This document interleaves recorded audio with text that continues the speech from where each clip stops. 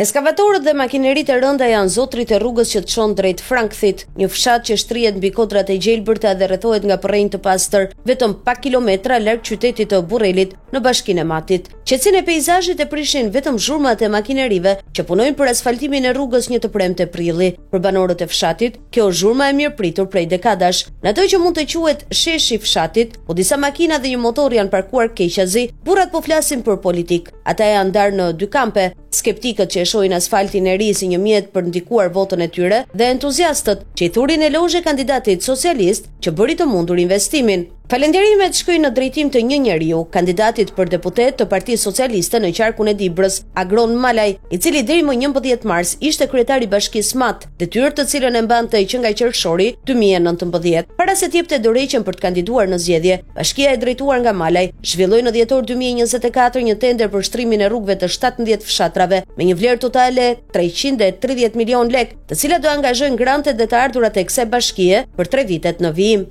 Tenderi u fitua nga Bashkimi i Operatorëve Zdrava e Salillari, makineritë të cilave ishte pothuaj në çdo rrugë fshati rreth rrotull Burrelit në këto ditë të fushatës elektorale. Përfaqësuesit e opozitës e denoncojnë këtë tender si të bërë për qëllime elektorale. Basir Çollaku, gazetar në profesion dhe kandidat për deputet i koalicionit Aleanca për Shqipërinë Madhështore, i tha bjerë në kafenen e ish hotel turizmit në qendër të Burrelit se ka hyrë në një fushat të pabarabartë. Çollaku thotë se kjo është një fushat ku luhet me mjerimin ekonomik të zonës dhe me presionin e një vendi pune. Ish kryebashkiaku Malaj, aktualisht kandidat i Partisë Socialiste, i vlerësoi akuzat e këmbguli se investimet e nisura nga bashkia nuk kishin lidhje me fushatën elektorale. Në qytetin e vogël të Burrelit, xhiroja e pasdites nis dhe përfundon tek një shtatore Ahmet Zogut, i cili më shumë se sa një trashëgimi politike për zonën, është një arsye për të mburrur se mbreti ka qenë djali i Matit. Në prag të zgjedhjeve të 11 majit, shtatoria e tij e rrethuar me stivat e pllakave që presin të shtrohen në bulevard, ndërsa fushata nuk ka shenja të dukshme flamujsh apo posterash në rrugë, por diskutohet nga të gjithë nëpër kafene.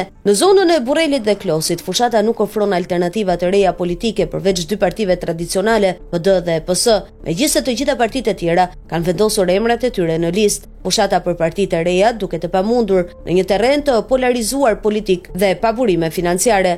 Sanil Kola, një 27 vjeçar i diplomuar për shkenca politike, po provon megjithatë ta thyejë këtë polarizim, duke kandiduar për koalicionin Nisma Shqipëria bëhet. Sonilin e takuam në Burrel pasi banorët e Frankthit than jo pamburrje se në 11 maj kandidonte edhe një djalë i fshatit, por Sonili thot me buzëqeshje se është dyshues nëse do ta votojnë edhe bashkëfshatarët e tij. Njerëzit kanë frikë sepse u bëhet presion me vendin e punës. Thaj, kandidati e quan shtrimin e rrugës një projekt të vonuar, ndërsa mendon se asfalti që po shtrohet në çdo fshat nuk do të ndikojë në votën e 11 majit. Njerëzit janë lodhur me të njëjtat metoda të vjetra të ofrimit të shërbimeve bazë në prag fushate, nuk gënjehen më, përfundoi ai.